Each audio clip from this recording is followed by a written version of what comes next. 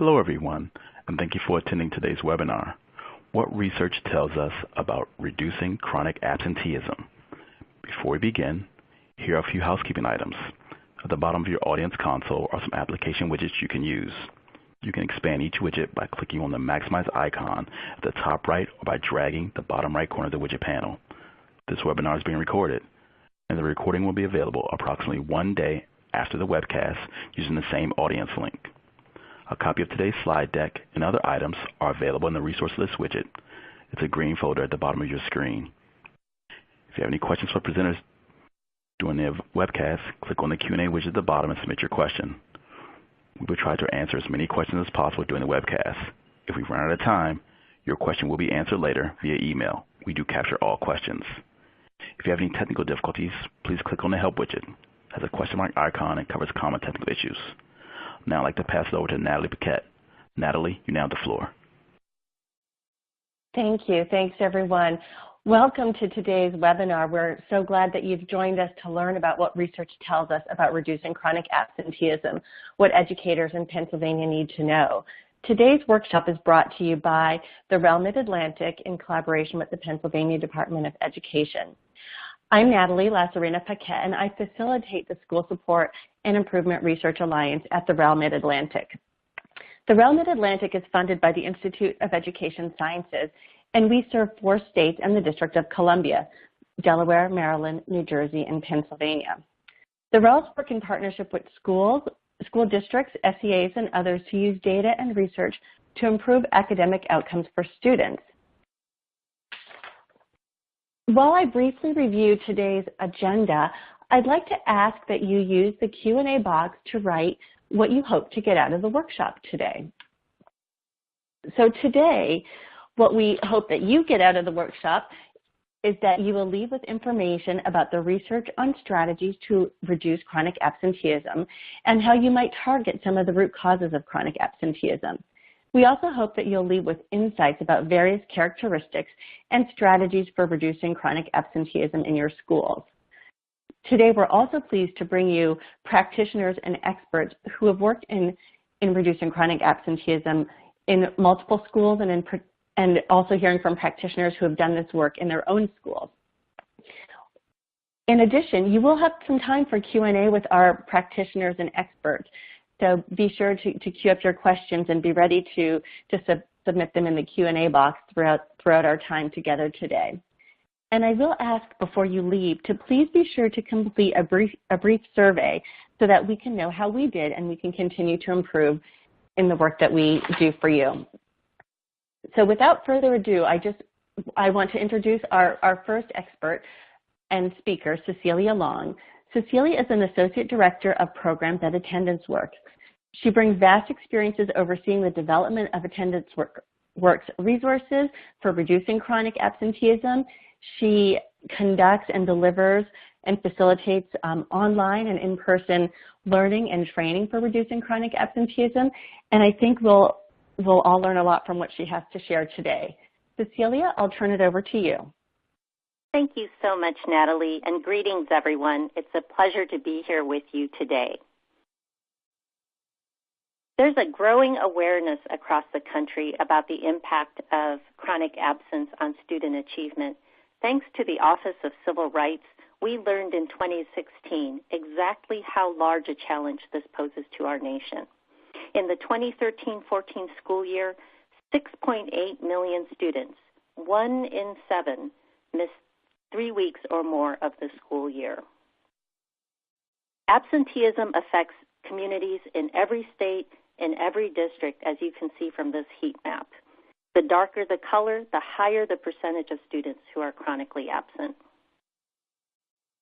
I want to share several research studies with you to show you the impact of chronic absence on student achievement. The first study I'd like to share with you is from the Chicago Consortium on School Research. So why do we need to be concerned? Chronic absence affects students from the very beginning of their school years. In this CCSR study, we see that students who missed additional years of chronic absence really were at greater risk of not reading at grade level. So for each additional year, as you look across the slides, you can see that students are scoring less well and at greater risk for and need for remediation.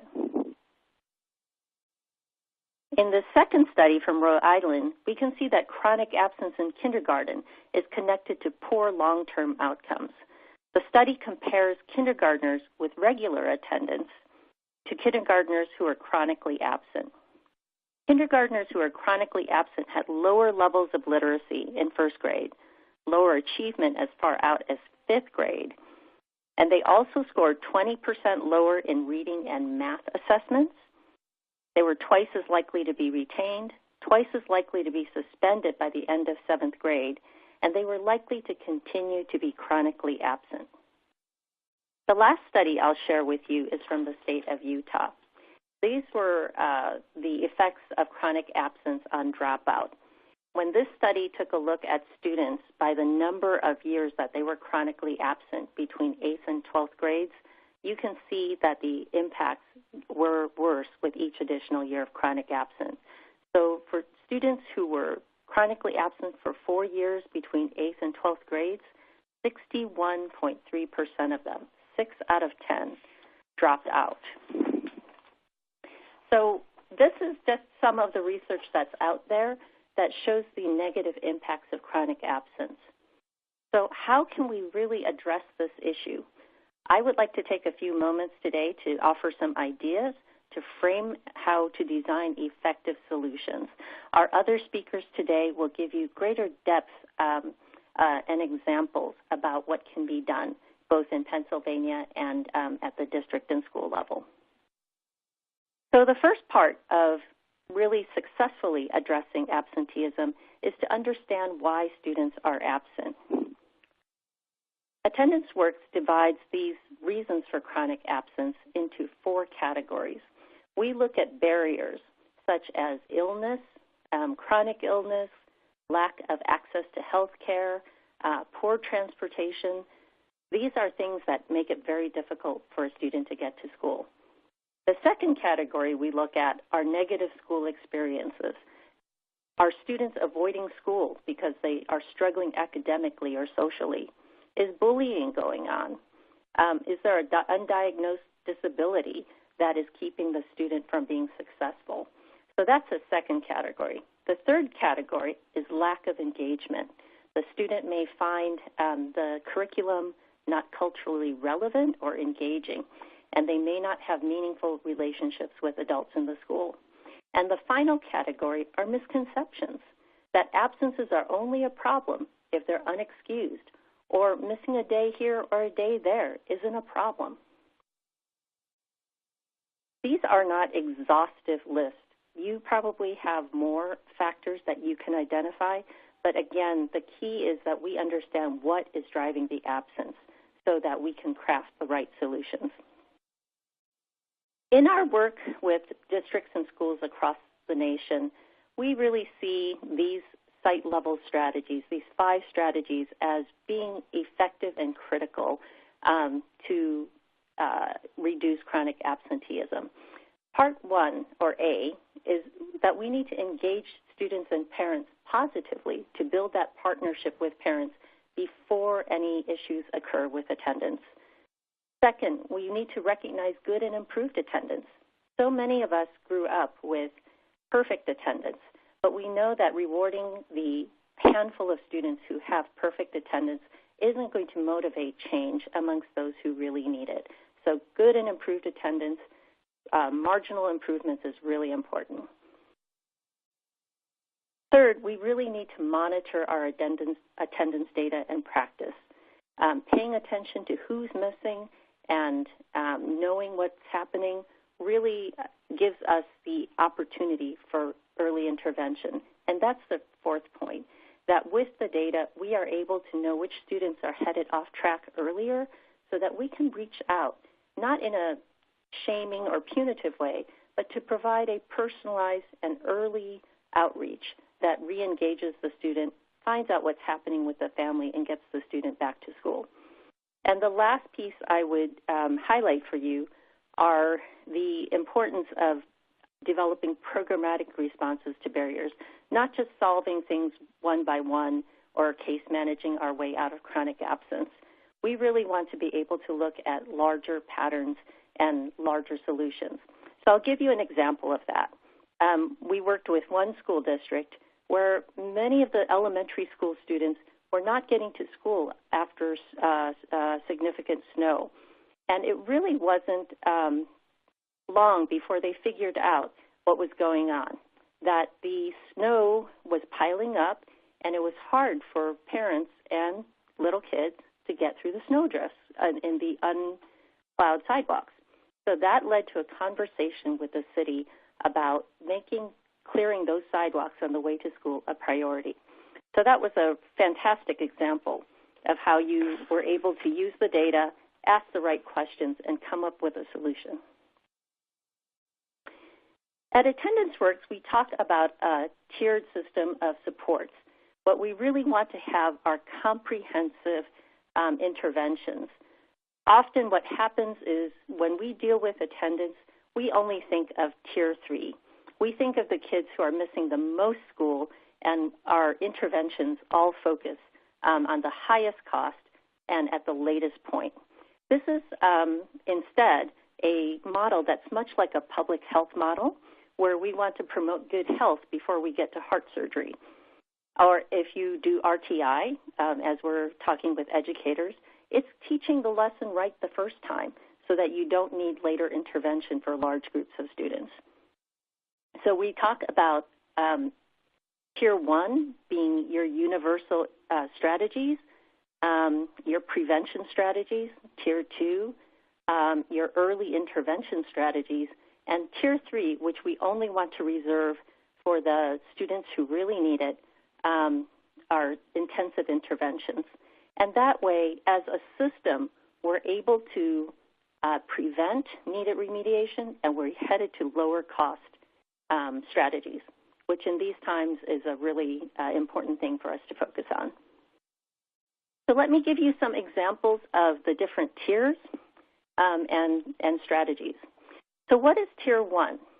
At Tier 1, what we're trying to do is engage with families and students with strategies that are sufficient to encourage good attendance among students. So every student, every family would benefit from Tier 1 engagement strategies. And for many families, Tier 1 is sufficient. These are families who are willing to partner with the school and who've had good experiences with the school in the past. Tier 1 is so important because we're creating a positive, engaging school climate to support attendance. It promotes a sense of belonging. We make learning engaging so students don't want to miss class. We engage in restorative practices, not punishment. We meet the basic needs of our most economically challenged families, and we build awareness about how absences can easily add up to too much time lost in the classroom. At Tier 2, we're looking at targeted interventions, either to individual students or a group of students, to remove identified barriers and increase positive connections to motivate good and improved attendance. So who are we talking about in Tier 2? These are the students who are missing 10% or more of the prior school year or the current school year for any reason. These may be families who are experiencing some challenge in their family lives, whether it's a chronic disease, job loss, or some change in the family circumstance. And for these families, they need Tier 1, and Tier 2 helps them with removing the barriers to school attendance. These are families who may need a little help understanding how to access the support, but with the right outreach, they go from seeing school as the deliverer of bad news to school as being the support and partner and help.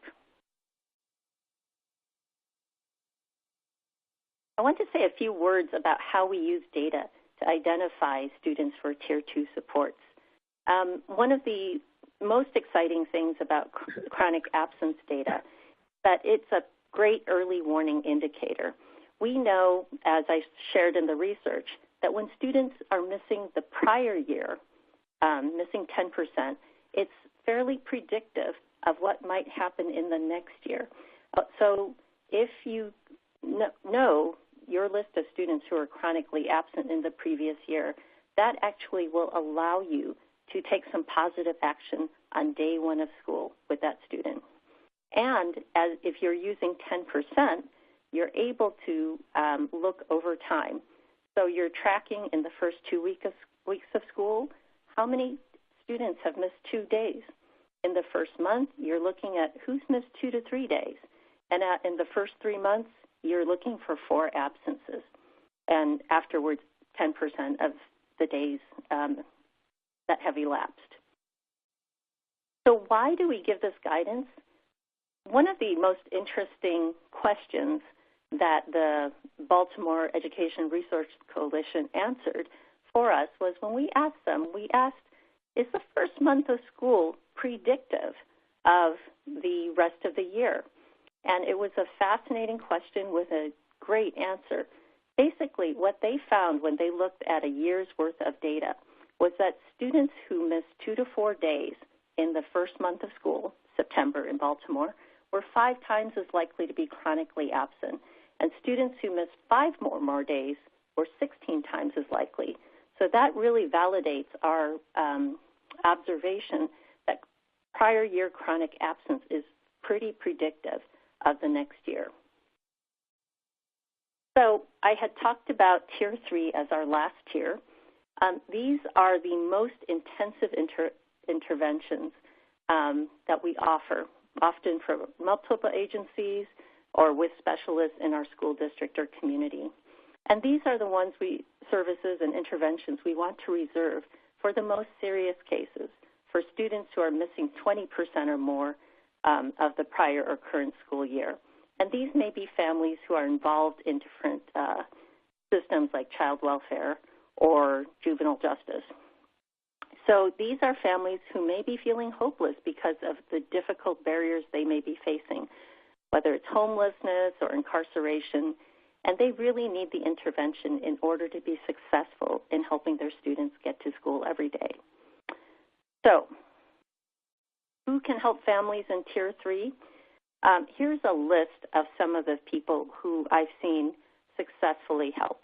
It's great if you have community schools, family liaisons, integrated service teams. Your IEP team actually is a very important resource that people sometimes don't think of immediately, but you should. Community mental health services, etc. So when you look at this list, think a moment to yourself, who would you add to this list in your own community? When I'm working with schools, I often make sure that they understand the different attendance categories. We've talked about what chronic absence is, but I actually urge practitioners to look at both satisfactory attendance, missing less than 5%, or at risk, that kind of gray area between satisfactory and chronic, because it actually helps you craft how you respond to a family. So, for instance, if you're talking with a family or student and they have satisfactory attendance, don't be quiet. Take that opportunity to congratulate the parents on making attendance a priority and encourage them to keep it up. If a student is missing between that 5 and 9%, they're getting close to being chronically absent. Let parents know that you're concerned that their child is beginning to head off track. And if a child is missing 10% or more, what you want to do is let them know of your concern that the child may be academically at risk because of missing so much school, and discuss the underlying causes and see how you can help. And particularly for the students who are missing 20% or more, this may be the time to bring in your additional resources to have this conversation. I do want to end my comments with an invitation for you to explore the resources on the Attendance Works website. This is one example of the free toolkits and resources that we make available thanks to generous foundation support. So you can go on the website and you can download many different resources that might be helpful to you. So at this point, I am going to turn it over to Amy Evan. Before I continue, I would invite you to put any questions you have for me in the question and answer box. We will be taking questions at the end of the webinar, and I'd be happy to come back and answer any that we have time to address. So without further ado, I'd like to invite Amy Evan, who's a Senior Research Associate with REL Mid-Atlantic, to talk about reducing chronic absence in Pennsylvania. Amy? Thank you, Cecilia. Good afternoon, everyone. I'm also excited to be here on this beautiful Thursday afternoon, or beautiful whatever afternoon in case you're hearing this as a recording and not joining us live. We're going to drill down into the Pennsylvania context. We're also going to hear a little bit more about PDE's chronic absenteeism indicator that they'll be calculating starting this school year. And as some of you put in the Q&A chat box in terms of what you'd like to hear more of, we will be getting into that area as well. And then we're going to talk a little bit, too, about where to start with your own chronic absenteeism context in your own schools. So we'd like to invite you to fill out another poll.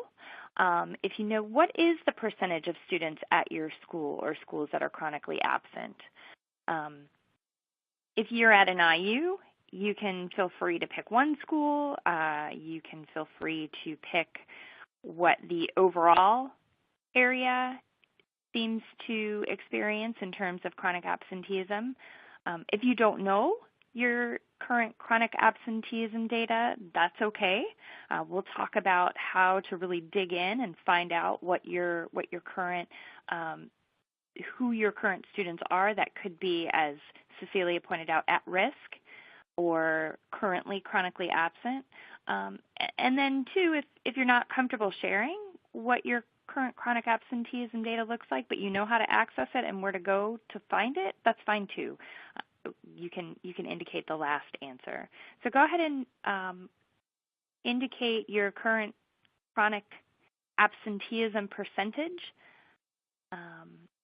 and we'll compare that to Pennsylvania across the state.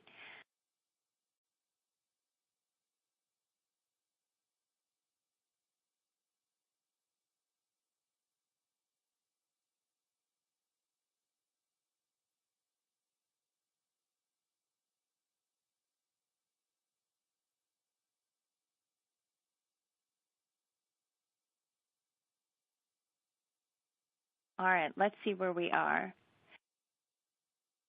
So if you all can see those who've answered, some would prefer not to answer, but they know how to access the data.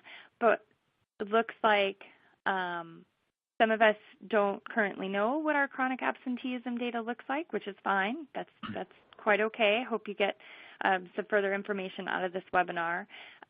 Some of us are right in the middle range, so experiencing some at-risk chronic absenteeism. And let's take a look at what that looks like compared to Pennsylvania across the state. As Cecilia shared, OCR in 2016 released for the first time national chronic absence data. And as you've probably already figured out, it's just a different way of looking at your attendance data. What we're really interested in is for kids who are absent, how much are they absent? How often? How much school are they really missing? Because we know, as Cecilia pointed out in the research, that missing school really matters. We can't teach kids if they're not there. And for kids in Pennsylvania, how often are they absent? And how prevalent is the issue? Is it just a handful of kids? Is it a larger chunk of the student body that struggle to get to school every day? Really knowing and understanding this information in your own context, as Cecilia pointed out and as we'll look at, will really help and dictate how you address your own chronic absenteeism information. So as we can see across Pennsylvania, more than half of the schools have a significant or higher chronic absence issue. And significant is anything more than 10% of the kids who are chronically absent. So if more than 10% of your student body is chronically absent, then you're considered to have a significant chronic absence issue. Anything higher than that usually requires, as Cecilia pointed out, a school-wide intervention as opposed to perhaps just working with a few families. Schools that tend to experience higher levels of chronic absenteeism, if you're in an urban or a town or a school located in a rural area, you tend to experience higher levels of chronic absenteeism. This could be due to transportation. It could be due to the percentage of low-income students. Because as we know, low-income students also tend to struggle with getting to school every day, and you may experience this as well if you're in schools with high percentages of low-income students. So since the release of this OCR data, many states have taken a closer look at their absence rates and trends, including Pennsylvania. As many of you know from the guidance that PDE recently provided, Pennsylvania will be including a chronic absenteeism indicator in their accountability framework starting this school year. And they'll calculate chronic absenteeism based on the number of students who have missed more than 10% or 18 school days across the academic year. So a bit more about this guidance. PDE clarifies a few things. The first is the denominator of students that they'll use to calculate chronic absenteeism indicator. Students enrolled for less than 60 days will not be included in that chronic absenteeism calculation because as they recognize, it's really difficult to intervene with a student who has been in your building for less than 60 days. The second thing that PDE clarifies is pertaining to what does absence actually mean. So the second bullet includes what PDE's definition clarifies, which is two things. A student is absent if, one, they are not physically participating in instruction or instruction-related activities for at least half of the school day. So if a student comes to school late, they may or may not be considered absent for that day. Students who are in ISS for half a day and not participating in instruction-related activities will also be considered absent. The third thing that PDE clarifies in their chronic absenteeism definition is that an absence is an absence regardless of the reason. So chronically absent students will include those students who've been absent regardless of whether the absence is excused or unexcused. So at the end of this presentation and in the guidance that was provided to you, Pennsylvania does provide a contact information if there are other questions that you have around the calculation of this, around your data, and we would encourage you to contact them if there are further questions about what this definition means and how the data will be calculated. For our purposes, though, we want to move on to how do you start addressing your absent students? What's the first step that's helpful that you can do right now? You can look at your data immediately, start getting a team together. The first step is to really get and share and examine your absence data. You want to take a look at how your SIS allows you to look at absence data. And again, this is not a new data collection. It's really just a different way of looking at your attendance data. If your SIS doesn't allow you to look at and examine and disaggregate absenteeism data, there are several spreadsheets available to help you do that calculation and the disaggregation. We would encourage you, as Cecilia mentioned, to go to the Attendance Works website, for example. They have free spreadsheets where you can upload your attendance data, and the spreadsheet will help you calculate and disaggregate your attendance data so you can look at what we're going to talk about next, which is the first thing you need to know is how many and what students have been absent. How much school have they missed? So if we're looking to calculate our chronic absenteeism rates right now, by February, who and what would be considered chronically absent? Who and what would be considered at risk? If you think back to what Cecilia shared, it comes out to roughly about 2 absences a month. So if we're looking to calculate the percentage of students that are chronically absent right now, it would be the kids who have been absent roughly 10 to 12 days at this point. And for those who are at risk, that would be roughly about 6 to 8 days. So we want to make sure that if we have students that are currently at risk or are already there, how can we intervene now? How can we address our chronic absent data immediately? Digging into reasons why and who these students are, as Cecilia mentioned, may help us address these students more succinctly and more appropriately. So are there patterns to the students who are either at risk or already chronically absent that can help you determine what to do next? For instance, do your low-income students have a more difficult time getting to school every day? Why is that? Try to find out what barriers exist. Could it be just the snow not being shoveled on their way to school? Could it be a bus that passes them by? Could it be that transportation or something else is creating a barrier for them to get to school? The other thing we would encourage you to do is combining some of these demographics and looking across grade level. What we typically find is that transition years tend to be higher levels of chronically absent students, so kindergarten, 6th grade, 9th grade, they tend to have the most difficult time getting to school. And so what can we do in the short term to encourage them between now and the end of the school year to come to school every day on time? And then what can we do in the long term to really plan and address those difficult transition years and thinking about and preventing some of the chronic absence issues that you may be currently experiencing. And the last thing we would encourage you to do is really to disaggregate your attendance data, your chronic absenteeism data, and absence data by when.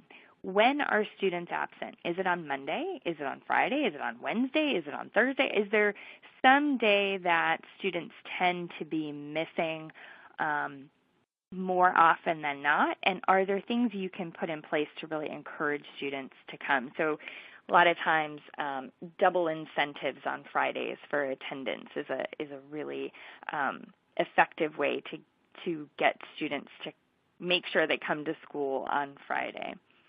And then we would really encourage you to determine why. Why, as Cecilia mentioned, what are the reasons students aren't coming to school? Is it that they can't? Is it that they won't? Is it that they have other things that they would rather do? What are the reasons why, and how can you address those reasons?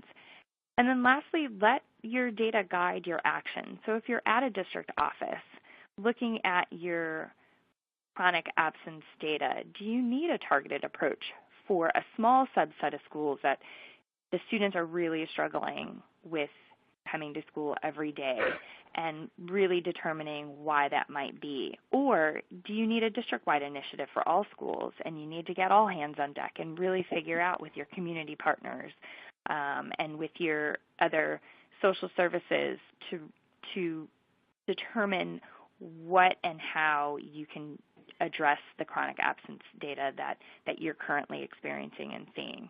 And again, similarly at the school level, do you need a targeted approach for a small handful of students, or does this require a school-wide initiative for all students? Regardless of what you put in place, school leaders are one of the most important actors to get on board because they really set the tone, they embrace and enforce the policy, and they pull together resources in a team. Without school leaders indicating that this chronic absence is a priority, much of this work falls by the wayside. So these are just some very first preliminary steps to addressing and getting a handle on what you can do to address your current chronic absenteeism data right now. I'd love, again, as Cecilia mentioned, if you have questions, please feel free to put them in the Q&A box. We will have time at the end of our next presentation to interact and get some of your questions answered. But right now, I would love to turn it over to one of those very school leaders who set the tone, enforced the policy, pulled together resources and a team to really decrease student absences. Nima Tahai was a principal at Garfield Elementary. Together, him and his partner, Jamie Lopez, developed a three-tier approach, as much as Cecilia described, that align data systems and programs to promote good attendance for all students. So we're so grateful that you're here, Nima. I will share that Jamie, unfortunately, it's that time, is very under the weather and lost her voice. So unfortunately, Jamie won't be joining us today, but Nima's here, and him and Jamie worked so closely and carefully together that they can complete each other's sentences. So we're grateful for you, Nima, and we're excited to hear more about how you went about addressing your own chronic absenteeism data. Great. Thank you very much for the introduction. Hello, everyone. Thank you for taking the time to be on this webinar today. I'm excited to take some of the practices that you've heard so far in this webinar and share with you a little bit more about how that specifically looked like at Garfield, some of the things we learned along the way, and some of our successes. A little bit about Garfield and me. I was a principal at Garfield Elementary School for 6 years. And now I work for a nonprofit here in Oakland, California, focused on education policy. When I stepped into Garfield, it was my first principalship. I was very green. I also did not know very much about chronic absence, although I did know that it was a named problem at Garfield, and among some other very significant challenges that the school was facing. When I came into Garfield in 2010, I was the third principal in 5 years. And so I want to just paint the picture of the school I was walking into. There were no clear systems set up academically or school culture-wise. We were really building a lot from scratch. A lot of that institutional knowledge had left with previous principals, and the school was just really struggling to have a clear identity of what it was that we were trying to do. We'd been fractured a little bit amongst staff around the different programs we'd had starts and stops with different principals. And so really uniting the staff was one of the most important things that I could do starting off, and actually rallying around chronic absence was one of the ways I did that. One of the things I also want to name was that at the time, the staff that I came into, because of the change in leadership, had some very strong opinions, some staff members did, around just initiatives that would always fail. So starting something new at Garfield was not necessarily welcome with open arms, and certainly asking teachers to do what they would consider to be one more thing was not very popular. And so as you'll see, as I talk more about the specifics of strategy, getting some quick wins, getting this off the ground was my priority, and actually making sure that we developed those systems first and then started to ask teachers to invest their time was very thoughtfully laid out. And Jamie Lopez was my partner in crime the whole way. She works for a community-based organization that understood chronic absence at a much greater deal, and she helped kind of bring me on board and help me understand the level of the problem that we faced at Garfield. So as Jamie and I prepared for this presentation today, we kind of talked through what are the key elements, what was our secret sauce in terms of the success we had with our data. And it broke down into making sure school culture was in place. And for each of these, I'll spend some more time talking through in future slides. But that a culture around on-time, everyday attendance, constant messaging, making sure that we are just really clear with everyone in our school community that this is absolutely a priority. Yes, academics are important, student safety is important, but none of that matters if you're just not here. So we need you here. I definitely stepped into my role and developed a greater understanding of the principal as a champion of this work, that in my own development as a school leader, just really understanding the power I had, and everything I say, people listen, so I need to be very careful with my messaging, and really building out an attendance team. This is not a one-person thing. There's no savior, one principal, one person steps in and does this. It's really a group of people who come together, and the principal plays a role in that. And we'll talk a little bit more about data. It's just critical that you have correct data that you're using, and that you're just creative with the limited resources that we have in schools today. Here's what our results look like, and then I promise you we'll dig into some specifics. So over time, and I like that this graph shows you kind of 3 different slices. We've talked a little bit about that earlier in this presentation. Our whole school data, chronic absence dropped. For African-American students, it dropped, and for our kindergartners. And I want to call out specifically, as you look at this data for our African-American students, this clearly tells you a story here that the experience for African-Americans in our school and outside of our school in our city was different than our other students. There were additional challenges both inside the school and outside of the school that were happening. And the mantra that we created at Garfield and working with all students, but especially our highest need students, was identifying we need to learn and understand their story and build a strong relationship. We can't help someone come to school more if we don't understand what's going on and what's keeping them out. And that was part of our strategy with our African-American families. We created an African-American family council. We really were much more thoughtful about how are we doing outreach to our African-American community. And over time in building those relationships and doing the tier 1, 2, and 3 strategies, we started to see those numbers drop. Another group, a subgroup, is the kindergartners. So we had a lot of families coming in at the earliest ages in kindergarten, and what we started to notice with them was, when their kiddo got sick, if there was a cough or a sneeze, it wasn't just you're keeping them out 1 day, it was 3 days. Maybe the preschool had a rule that you can't come back to school if you have a cough. Maybe it was just the family's belief, like I'm never going to send my student to school if they're not 100%. And so we worked with families. We looked at the district policy. We had a school nurse, and we really helped them understand, hey, you're contagious between these times, but actually if there's a lingering cough, you're okay. Like you can come to school. You don't need to miss a whole day for that. Or if there's cough medicine you need, or if it's asthma that you have, our school nurse can help you with that. And not every year did we have a school nurse. So when I say school nurse, that could be the office secretary or clerk, someone who just plays that role. But really, again, the theme here being looking at the data, understanding where your outliers are, where the data suggests you need more action, and digging in deeper to understand what are those challenges. Let me talk a little bit about how I viewed my role in all of this. I think first and foremost, the school leader has to be a champion for the messaging. It is absolutely critical that it's on time every day. I didn't come in with that. I mean, I would have a family come up to me and be like, oh my gosh, sorry we missed a few days. Some things came up. And I'd be like, oh, it's okay. We're just glad you're here now. And that messaging over time, I got a little bit sharper in that language and said, we really missed you. We really needed you here. On time every day matters. So I'd say it in a way that still says, hey, I care, but I care just as much about your child being in school in this chair as I do about that thing that kept them out. And I think just kind of building that confidence as a school leader and then modeling that for your staff. That we're not just here to say, hey, you missed school, it's okay. We're here to always remind you, actually, it's not okay to ever miss school. And if you had a good reason, we understand for a day or two, but you've got to come back and we can never have you missing multiple days. That's just something we got to dig into. And that's where your data comes in and you start looking at that data and noticing trends. Like, why are they missing every Friday? Or it's September and someone's missed 6 days already. Let's dig in because something's going on.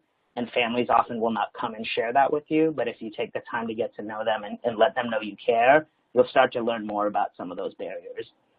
Aligning staff, resource, and money is absolutely critical. As the principal, you hold a lot of those decisions and making sure that at any given point, chronic absence and attendance is one of your top 3, if not part of your top 5. Schools are just inundated with different initiatives, and you can't let attendance fall down on that list. I mean, you just have to your core believe if kids are not in school in seats, none of the other initiatives matter. Doesn't matter what you're teaching in math or what your social emotional learning curriculum is if that child is not there. So that cannot drop lower than your top 3 or top 5. And I'll applaud Oakland District for this. They really helped that. You know, as a principal, you kind of look into your superintendent for some cues, and they were clear attendance is important. And so that also gave me the confidence to say, okay, it's right for kids, and I'm being held accountable to it. That's just super easy. We just have to get really good at this. And I'll talk a little bit more about accurate data. You know, as a principal, because this initiative was rolling out and relatively new in Oakland, I was in a great position to give the district a ton of feedback. I mean, I was taking the cues. I understood this was a priority. I saw that it was important for kids in my school. And so for anyone on the line that works in a school or works with the district, understanding we need to give feedback to the system. You know, you'll get a set of data. If you need different data, you either need to create it yourself, which is time intensive, but it might be necessary at first, or you need to reach out to those folks running the data and say, hey, I need a tweak. Instead of giving it to me by the week, I need an additional column that says what's the trend over the last month. You just start to see things that you're like, if we just had this, we might be able to do better. And the last piece, which I'll hit a couple of times while I'm speaking today, is delegating. The principal cannot do it all. You have to understand putting together an attendance team is critical, and frankly, just assessing the strengths and weaknesses of that team and being flexible enough to plug in where you feel like the team otherwise might need help. That could be more on strategy. That could be more on data, understanding data. But certainly you can't be facilitating every attendance team meeting. You need to identify someone on your staff who could do that, who could bring others together on that team, and over time kind of coach and debrief with them and train them up to do it. But you have to understand at any moment you might get pulled out, and that attendance team meeting that happens once a week can't just fall off because you had an emergency to deal with. All right, let's talk more about messaging. So at Garfield, when we talked about messaging, it was on multiple levels. One is just a clear kind of slogan, on time every day. It was super easy. I would say it at every chance I got. I mean, I'm talking if this is morning announcements and I'm talking about big things that are happening, I'm wrapping that up with, and thank you for being here on time every day. If I'm at open house talking to families, I'm always clear about, I'm going to have 3 key messages anytime I have an audience in front of me. On time every day was usually the first thing. Thank you for being here on time every day. If your child's not at school, your child is not learning, and we need to make sure that's happening. And just really also training my staff around this idea of my own awareness around we can have empathy, but we just can't accept excuses, because there's always an excuse for not being at school. It's just we could never say that we're going to accept that, because then we start understanding that, okay, we're just going to let students not be at school, and we have to hold that firm line. And building out goals. I thought goals was one of the strongest pieces that we developed over time. I think the first year we did this, we're just trying to assess the level of challenge. But by year 2 and 3, we kind of have some comparative data, and we're starting to see our numbers come down. We said, hey, what about if we can get to just 9%? Can we break the 10% barrier? What if we can get to 7%? And so you start setting these goals, and that also becomes part of your messaging, especially with staff as you're engaging them and talking about, what % of their class is chronically absent. And then you find teachers start to feel more engaged and coming to you and saying, yeah, I noticed I have 15% of my class, and I know the school goal is 7%. What can we do? And I think that's exactly what you want, a teacher that's being proactive, asking for help, and then it's on you as the principal and that attendance team to say, hey, let's work on it. Let's do some case management of students in your class. Let's do some fun incentive just for your class. I think earlier in this presentation they talked about as a district you want to think about, am I just doing some schools or every school? As a principal, you're also thinking about, do some classes just need a little bit more? Do they just end up getting a handful of kids that have some more challenges when it comes to attendance, and we need to just beef that up? And celebrating the heck out of everything. I mean, making sure that there is just a celebration system that's built into your school was another easy win, where small prizes and just letting students know this is the on-time everyday rally. We're going to do it 3 times a year, and just really celebrating not just perfect attendance, but improved attendance. Students who you start to get creative with the different categories, and just the key message being to everyone, you're here and that's important. Keep coming. When you think about resources with a school, in Oakland, California, I think we're in the 40s or 50s in terms of funding per student. So as I share these strategies, it's not that we just had a ton of money and we could just buy toys or buy the staff to help do this work. but we just made it a priority. And so making sure that when I had discretionary funds in my school, 2 part-time attendance case managers, to me, were absolutely necessary. Like, we are going to do that, and then we're going to decide everything else that we need. And that helped build out our attendance team. So our attendance team was myself, the community school manager who came from a community-based organization. We hired case managers part-time, our attendance clerk, so we had someone else cover the office and attendance, so our attendance clerk could sit in. The years we had a nurse, we would have the nurse there. And if any teachers wanted their prep period, it often helped to have a teacher's perspective, almost like an IEP team or an SST. And you're doing this weekly. I mean, the attendance team is meeting weekly. I'll show you some data sheets that we were looking at in a couple of slides. But you're really poring over this data, and in a week, things can change. In a week, when a kid misses 2 more days, they suddenly go from satisfactory to at-risk, or from at-risk to chronic.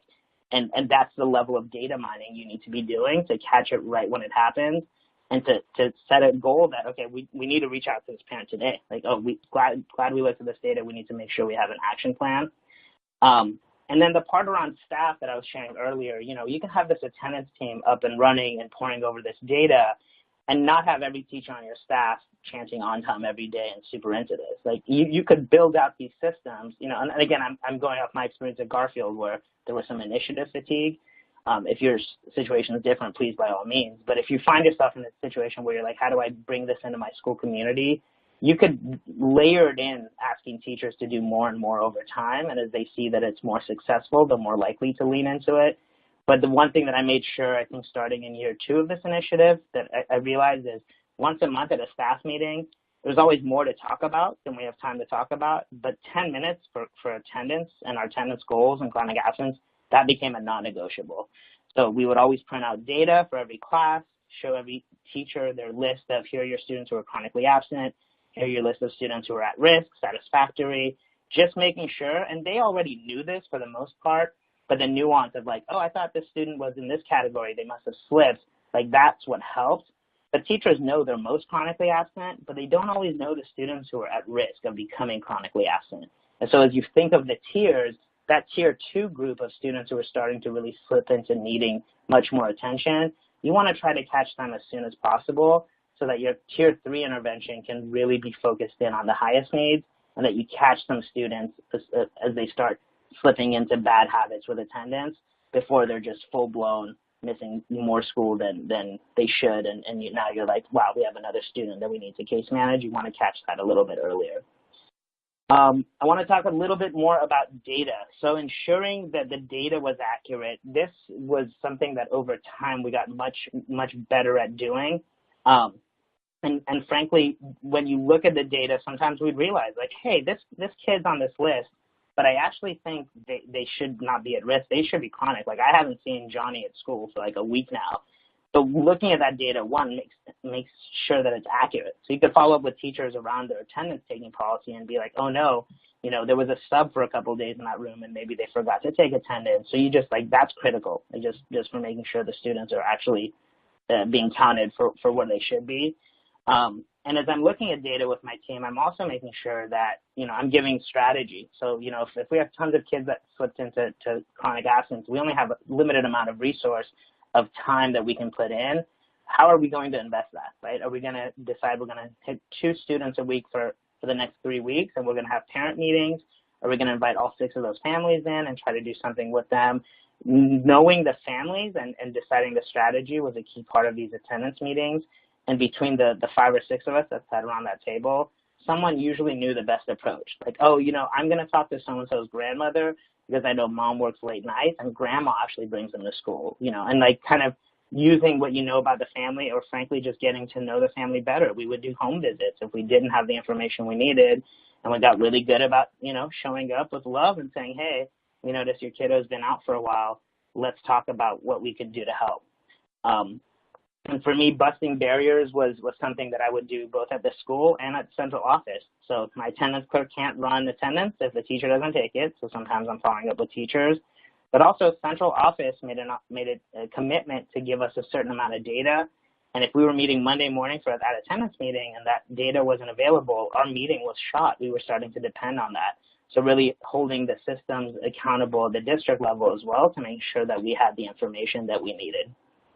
I think the last thing I'll say about kind of my role on that attendance team for now is just reiterating the principal cannot be the sole driver of this work. You need a team leader who is highly competent and can really facilitate attendance team meetings, and you need a team. You really need other people who care deeply about this, their sole job is focused on this. I can't speak enough to the importance of attendance case managers. I mean, these were former moms in the community who came on part-time and really understood that their children had good experiences in school and needed to be there, and that when they came across other families, they could connect with them on the family level. Like, hey, I get it. I have kids I know, and we got to get your kiddo into school. And having some difficult conversations. Our families oftentimes through those attendance meetings gave us some feedback that, the school needed to improve in certain ways to be more welcoming, or certain teachers, discipline habits were a little bit harsh, and so the kid's crying and doesn't want to come to school. I mean, in those meetings, we're learning from them both about their own lives and what's going on at home, but also a little bit about insight and feedback into our school about how we need to improve to show up for families at all times. And so a principal can't do that all. You need a team that can really help build that out for you. And when you think about the attendance team, I think essentially it's a data-driven team that's looking at the information that your school has on attendance. You want to get as many specialists on that team as possible. And as long as it's just more than the principal, if you don't have one of these and you work at a school, I think this is one of those things you could actually get up and running and set some short-term goals for just this spring. And we'll get an attendance team up and running. We'll start looking at our data, and we'll start to think about, where do we want to start? Tier 1, Tier 2, or Tier 3? For our school, we actually started at Tier 3. We started with our most chronically absent students, and that's because we just happened to have a grant that allowed us to start with hiring those attendance case managers. That's how they came on in the first place, and then we realized we actually couldn't do this work without them. But kind of picking, do you want to start with Tier 1 and all the kids and doing some celebrations and just starting to build the common language and themes around attendance, or is it the most chronically absent students? And I think you could go either way. I think you just want to say, we're going to start looking at data and moving the needle in some way, starting to build some momentum around this work. This is what our tiered approach looked like. So when we talk about the Wildcat way was on time every day, that's our culture piece. We did exactly what you've heard earlier in this presentation. We kind of had our 3 tiers. We started with that very top. We started with the attentive piece with the case management, again, because we had a grant for that. But if I had to say which of these is like the hardest, I'd say 2. I'd say the second tier. Like, I think when those kids are super chronically absent, you kind of know you have to do something. And then the kids who are generally having good attendance, throwing on an assembly for them is something you need to build into your culture. But it makes sense. Schools do that. They do recognitions. The second row of early intervention and at-risk, that's where your data piece is key. You're really starting to catch the problem before it starts to snowball. And I think when we got really good at Tier 2 is when we saw that we had less students in Tier 3. Like, our attendance case managers pretty much started to put themselves out of work because they had less students that they needed to case manage. And I say that jokingly because their work just shifted from Tier 3 to Tier 2 and just mining that data. And now instead of 10 absences or 15 absences set off an alarm for us, 5 or 6 absences are starting to set off an alarm. So you just kind of keep moving that back. And we knew we'd never get to 0% chronically absent. Like, there are things that happen in life that are going to cause that, but we certainly understood that our rate was much higher than it needed to be and that we kept working at it. And the things we did for all students, it really changed over time. I think that certainly the easiest was this idea of every trimester doing an attendance celebration. And we had teachers who really pointed out to us, like, hey, these are kids, like, they don't choose whether or not to come to school. It's not fair that they're not getting recognized like their peers. So there was healthy dialogue on our school side about how do you kind of honor that sometimes kids don't make that decision, it's the parents. And so we started doing some more just positive, like, hey, for some students, every day they came to school, they got a ticket. They got a raffle ticket. And at the end of the week, we would do an attendance raffle. So as folks start to see, here's the system, oh, could it be better? You just start to layer on another piece. And it's, again, the attendance team that holds this. but teachers start to become a really critical piece of giving you feedback on how well this is going. And another just quick one, we noticed rainy days, we were having trouble. So every rainy day we did a raffle, and we just made sure our families knew that on rainy days we do a raffle and we give the prize that day. Just another little nudge, because we always just imagine that kiddo saying to their parent, but no, I really have to go to school. What's that thing that's going to really urge that kiddo? We're hoping it's the education alone, but sometimes that little extra raffle prize helps. The data pieces, if you have data that you're looking at, these are kind of the things that we said are absolutely necessary. And if you don't have data you're looking at, here's an idea of some of the things you can ask for. I think just easy to access is critical, but the subgroups, like if there was just one thing I had to say, is just the frequency we got our data and subgroups. I mean, I want to know by ethnicity, by grade level, by class, by gender, by fluency, like just as much as you can, because you really start to notice trends, and that really helps make sure the strategies you pick are the most aligned to what you should do. And having data at different intervals. There's weekly data we would look at. There's also monthly data we would look at. There's data we would put in front of teachers. There's data we would look at as an attendance team. Teachers have to see data by student name. You know, as an attendance team, we wanted to see our overall percentage, and we wanted to know what is the most recent list throughout the school. And so we also want to know how our grade levels are doing, you know, and really both encourage and celebrate when things are going well, and kind of dig in a little bit and offer more help when we felt that those grade levels needed that. All right, here's an example. So this is an example of a data sheet that our attendance team would look at, and I think this was something that we really appreciated getting from the district. Offers both kind of a snapshot by grade level and by ethnicity, and into the categories of satisfactory, chronic, and severe. And so we would get this data, and it was produced monthly by our district, and it was just a great snapshot, right? So we had a school goal. We would say, hey, we want to get to X% chronic absence by the end of the year. We could look at this report and say, you know what, we're at this percent right now. And now we are at 11.5%, and our goal is 9. Right? Then you start mining down, and you're saying, wow, look at our African-American females. They're at 22%. Okay, let's talk. We have to figure out what we're doing for that. Or you look down and you see some of the grade levels, and you want to point out, okay, actually, kinder and TK are doing really well. They're at 5.4%. That didn't happen by itself. We were really intentional. But maybe some of the other grade levels, it looks like 5th grade, maybe we could dig in some more. So just an example of a data sheet. This, I would say, once a month getting something like this really helped us. This was what we got weekly from our district. And so I will shout this out too. I mean, this is in 2016. We were not getting this when I first started. This is the kind of thing that built out over time with principals like myself and others giving feedback. But the district really got into it and said, okay, every week we will shoot out your chronic absent data, you know, suspensions as well. This was one sheet of several dashboards that schools would get, color-coded, right? You want to be in the blue. You want to know you're doing it.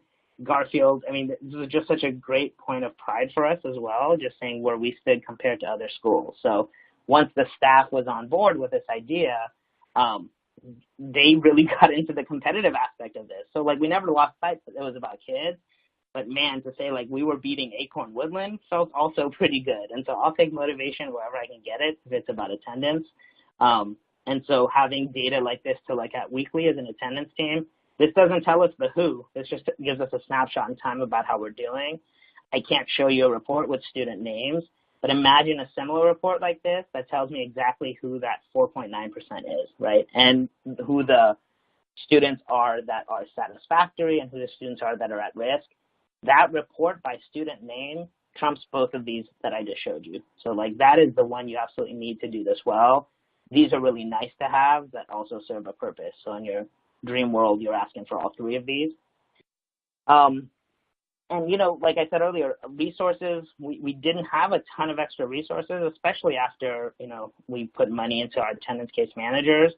So for prizes, I mean, we are going anywhere we can for as cheap as we can. We need to build out our systems, and if a little trinket or prize is going to get our students coming to school, it's worth our investment. Attendance, as we built it out, we looked at the other recognition systems we had for the school, you know, kind of an honor roll thing or, you know, most improved. We built attendance into that too. So it stopped being its own assembly. We did it separate at first, we just built it into the other assemblies because it was like, of course, you're going to talk about academic achievement, you're going to talk about attendance. And this last bullet, I mean, I walked into this, but having a community-based partner, for us it was, their name is eBasy, was just really amazing. This was such an amazing group that helped me learn about the importance of chronic absence, was really a partner to me, not staff at the school necessarily, but kind of a partner that's coming in, was just really, really helpful to have. And so my message to anyone working at a school is, do you have any folks out there in the community that want to take this on with you, that will work with you to take this cause on, a nonprofit out there that cares deeply about student achievement, student health, student attendance? Make that happen. It's definitely worth the time to invest in finding that partner. Some last pieces here, when I think about, you know, some of the things that didn't come naturally, but that we figured out over time. Principals often have this like higher degree of access to data. And things were bottlenecking with me. That wasn't okay. So the attendance team needed a certain report, and you know, it was coming in Monday morning, and I was in a meeting Monday morning. They didn't get that report. That meeting was shot. So I had to advocate to the district, hey, I need others to have this high level of data clearance. And that didn't come easy, but over time they understood it. And so that's kind of some of that barrier busting, some of that system building that we talk about both at the school and centrally. You know, there's certain roles on the site that are not necessarily built to be as collaborative. I think our attendance clerk was amazing, but she certainly had gotten used to working in silos, get the data, put the data in, run a report. And so actually sitting in a meeting, you kind of have to think through when you build this attendance team. You actually have to build a culture on that team. You have to do some team building. And from our first meeting to our last meeting, the team really kind of built an identity and strength with each other. But there were also times where, you know, you could get held up on one team member not having done something, and how do you respond? And so as a principal, I realized, okay, I actually need to do some coaching and team building here to make sure that everyone can show up as their best selves. And also just the culture shift on staff and with families.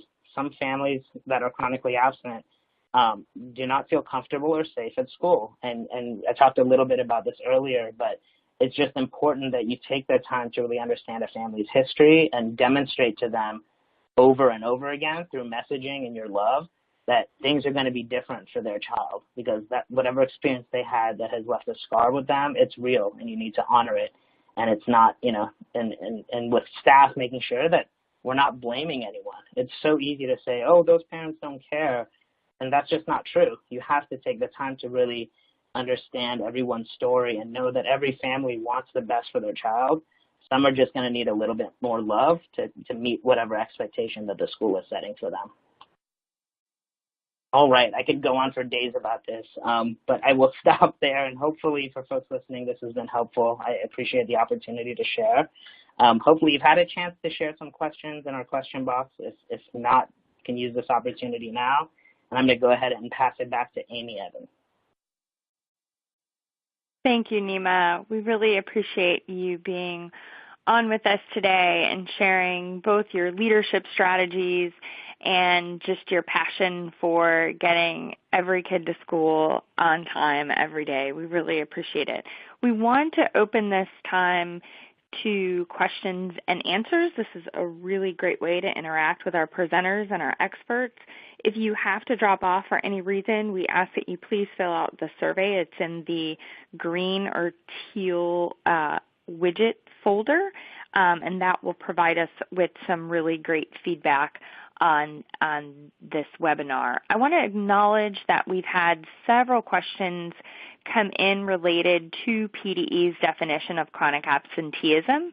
I want to acknowledge those questions, but we want to direct you to PDE specifically to make sure that they answered those very technical questions for you themselves. So at the very end of this webinar, and in the letter in the resource folder from PDE, there's a contact information, both an email address and a telephone number that you can contact to follow up with your questions about what is considered an absence, as well as some of the questions that have come in about excused and unexcused absences, et cetera.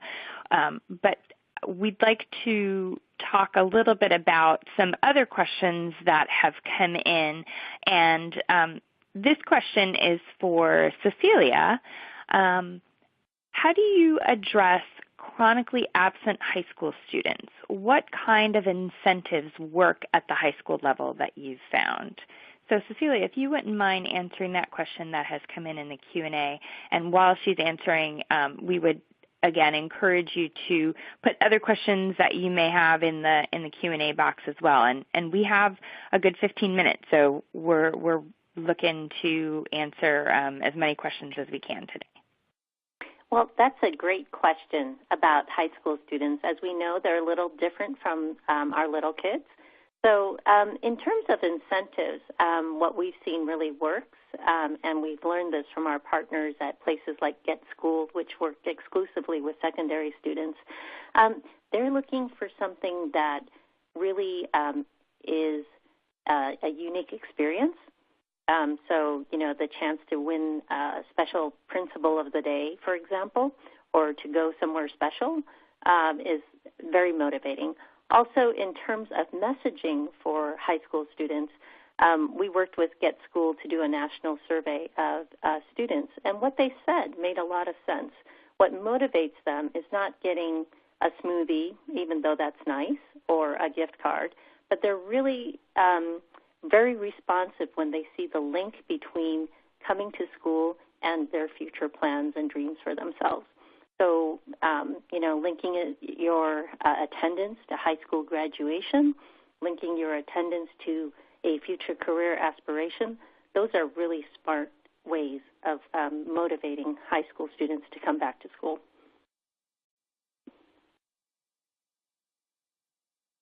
Thank you, Cecilia. And we have one of our audience members have included that gift cards are also really great incentives. So thank you for that in the Q&A box. This question is for Nima. What were some of the mindsets you needed to shift among your teachers?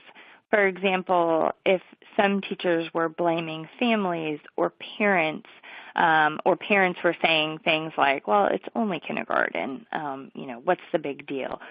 How did you go about doing that, and what were some of the other mindsets that you found that you had to shift? Yeah, that's a great question, and I think that's the hardest part of getting folks enlisted in this work. I'd say whether it was with a parent or with a teacher, I think the data that Cecilia shared about over time how chronic absence affects a student's achievement was the most important thing that I could share. It's that, on time every day matters because we want your child to be college ready. We want your child to do anything they want with their lives.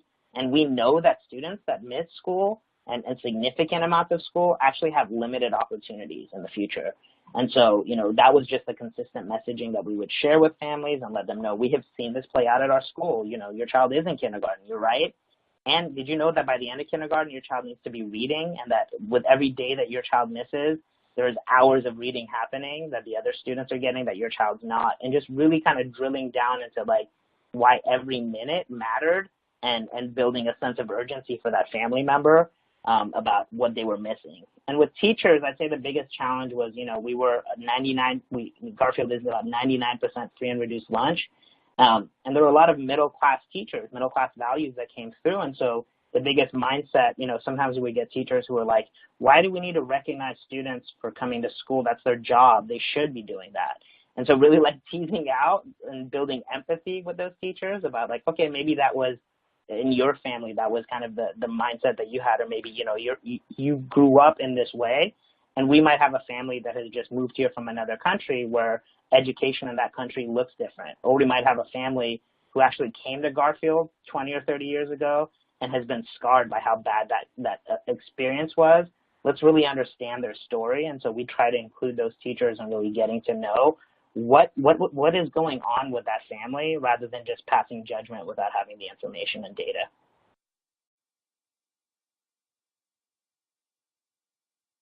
Thank you, Nima. Very, very helpful. Cecilia, this is a follow-up question for you that's come in. Can you share more ideas in terms of how to get teachers on board with intervening regarding chronic absenteeism? So sometimes when problematic students or difficult students are absent, there's a bit of reticence to encourage them to come to school because perhaps the class isn't as disruptive when they're there. So how do you get teachers to be on board with ensuring that all students are encouraged every day? So instead of, boy, I'm glad you're not here, I'm really glad you are, is that what you're asking? Yes. Well, I think Nima really gave one really good strategy, which is empathy. I would add a couple of other things that are just so important. One, from just a basic instructional point of view, it's in your own best interest to have students show up regularly. Anyone who's had to catch up the kids, slow down their lesson plans, reteach, etc., knows that it's just more work when students don't show up. So basic self-interest for one thing. And the other thing is that when you do have that very difficult student, I think teachers need to know when they have a great influence. They can do a lot in terms of what they say about the importance of attendance. They can do a lot in terms of welcoming and recognizing when a student comes back after they've been absent. But they also are part of a team.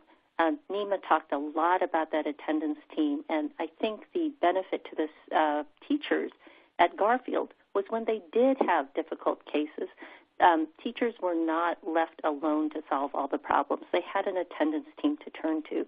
So those are the two things I think that are helpful in addition to the empathy. Thank you, Cecilia. And so I don't want to let you go quite yet because I have another question for you that has come in. Do you have an example of a survey for students to help us find out what is a motivator or incentive for their age group? I work at a middle school. We just started a PBIS program this year. Is there a way to build it into our new program, or is it better to have incentives for a separate program? Great question. We get this one a lot, so I'm excited to also hear the answer. Well, you know, it's like you read my inbox. What a great question. So I've been corresponding with a researcher in Florida who's actually been piloting reasons for chronic absence survey. She has one out with a factor analysis for youth. It's mainly about, you know, reasons for chronic absence, but it also includes questions about, you know, what motivates a student to come to school. So I'd be happy to share that with you. And just in my inbox today was the parent version of the survey. So I'll be happy to forward that to you, Amy, and you can share it out with the group. Great. Thank you. And we will be sharing, as was mentioned at the very beginning of this webinar, the slides and resources will be available and sent out to everyone who registered. So we'll make sure that that survey it will be sent out as well with the resources. So next question is for Nima. I'm in a school with about 1,300 students pre-K through 4th grade, and as of right now, I'm really the only person who addresses attendance. It's hard. We could all sympathize with you. I'd love to start a team. What is a good way to bring this up with my building principal? Yeah, that's a great question. Garfield had about 600 students, so wow, for 1,300, that's a large school. Honestly, I mean, like I said, when I came in, I didn't really understand chronic absence, but it didn't take me long to know that it was a pain point for, as Cecilia was saying, teachers. I mean, teachers hated it. What am I supposed to do? This kid's never at school. How am I going to teach them? And so, like, I quickly picked up that it was something that in my community, we didn't have answers, but we knew it was a problem. So I think I'd want to learn a little bit more about your principal's assessment of, like, is this actually a problem? Let's assume the principal knows it's a problem and is just feeling like overwhelmed and too busy to do something. I'd say take charge. I mean, I would take charge and try to pull an attendance team together for your school yourself, assuming that, you know, it's an acceptable use of your time, but it seems like you're working on attendance. Who are the other attendance champions? You know, you said you're the only one right now. Are there others who are excited about this work and want to do something but just don't know how?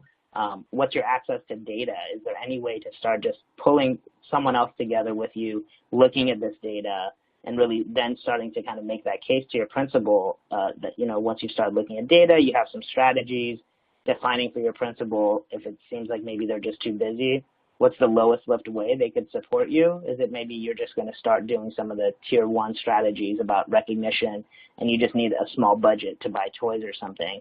I need to get into the details, but as I've worked with other principals who have been at varying levels of understanding, it has seemed to me that they're just overwhelmed by how hard this problem seems, and that the best strategy would be to start showing them some proof points or engaging with them on, like, here's a low lift way, and hoping that snowballs a little bit more. Great. Thank you, Nima. So this next question could go to Nima or Cecilia. Maybe you both want to answer and offer your perspectives. But this is about students who are experiencing anxiety.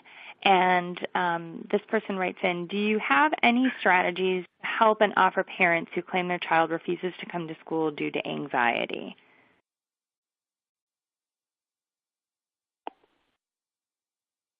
Nima, did you want to go first, or shall I start? I can share just a quick note, sure.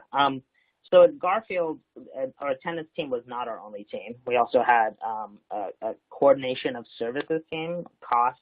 That's the one where a psychologist sits in, I sit in, the attendance clerk also sits in, the nurse also sits in. So there's definitely overlap, but there's also more of a mental health aspect and support there. Our special education teachers sit in there. So in a case like this, we would probably reach out to that group and say, you know, what are the resources that we can offer to this family, always assuming that, yes, there is something, and so we can rule it out and determine that maybe it wasn't anxiety, but it was something else. But usually the attendance team would seek some more help to make sure that we're addressing anything that's related to mental or emotional health. And I'll pass it over to you, Cecilia. Yeah, and I'll piggyback on that answer.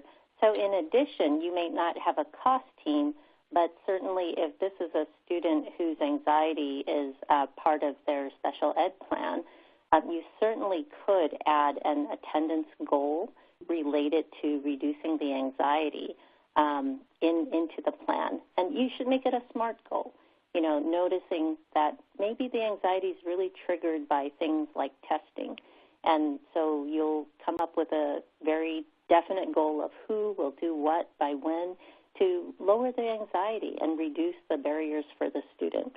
But the idea is to use your existing structures to support the student and create a plan that makes it more possible for him or her to come to school.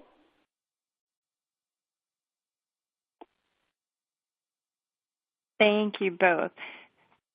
So I want to make sure that we have no other questions that have come in. I will share that some folks have been putting in the chat box and just want to reiterate. So after this webinar, the slides and the resources that we've been discussing, whether that be the survey or the Attendance Works data tool, those will be sent out with the slide deck to everyone who registered for the webinar.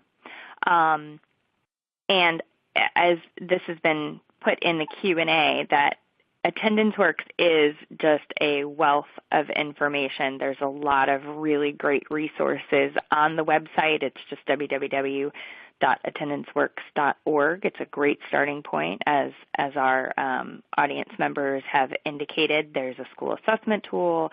There's a data tool.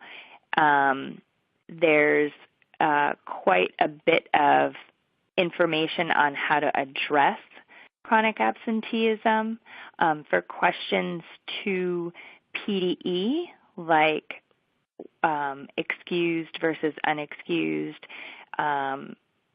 things like that, we would direct you to PDE specifically for answers to those questions, because that is part of the PDE ESSA plan and the PDE definition of what they consider to be chronic absent, how they are going to be calculating chronic absenteeism for every public school and subgroups.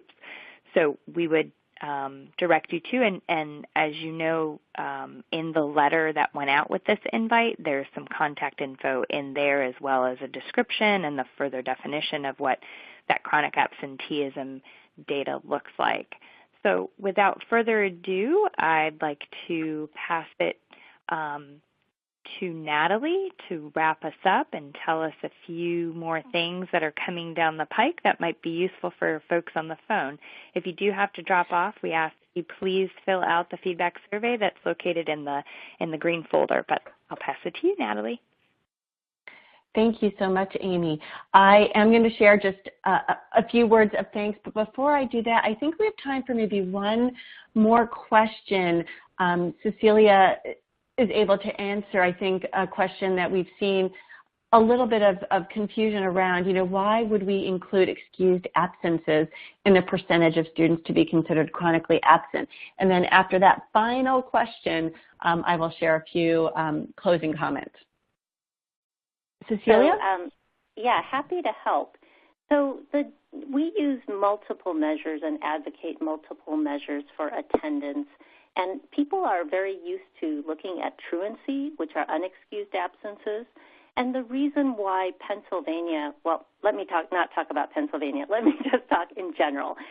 The reason why so many states have shifted to a chronic absence measure, which is defined as days missed due to excused absences, unexcused absences, and days lost due to suspensions, is because it's a measure of a student's time that is not on task, where they're not benefiting from instruction. And at the beginning of my presentation, I shared 3 research studies showing the impact of not reading at grade level, of not graduating, et cetera. That's associated with the 10% measure. And that's why the unexcused absences and excused absences are so important. It doesn't change why. It doesn't change the reason why it's having an impact, regardless of the type of excuse. That's what I'm trying to say. Great, that's helpful. So yes, I do want to thank everyone for being with us today. I certainly came away with an understanding that this is a complex issue. Our presenters gave us a good sense of, how you can really start peeling back the layers of the onion to gain some insights into potential strategies you might try. There's definitely not a one-fit-all way to go with reducing chronic absenteeism. I really appreciate hearing the variety of perspectives. So yes, thank you everyone in the audience, the participants, for joining us. Please take a few moments to fill out the feedback survey. Please also note that we have an upcoming webinar, also hosted by the REL Mid-Atlantic, on implementing evidence-based strategies for preventing dropout in secondary schools. The link is available on your website right now, and also when you get the archive. Be sure to also check out the REL website, the REL Mid-Atlantic website. There are many other resources there, including Ask-a-RELs, which provide resources that can help you answer questions of interest, including questions on chronic absenteeism. And you can also sign up to be receiving a newsletter that you can sign up, and you'll get information about our events and publications. And we look forward to hearing about all the great work you're doing on the ground in Pennsylvania as you tackle chronic absenteeism in your schools, districts, and intermediate units. Thanks again, everyone. Thanks to our presenters, and have a great rest of your day. This concludes the webcast for today. Please feel free to fill out the survey at the bottom of your console. When you've entered your responses, please hit the submit button.